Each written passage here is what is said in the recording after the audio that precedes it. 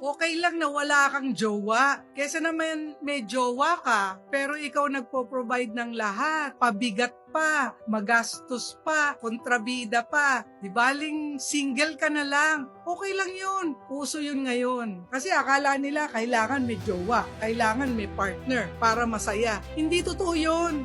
Dami kong ang kilala. I've been mentoring a lot of people.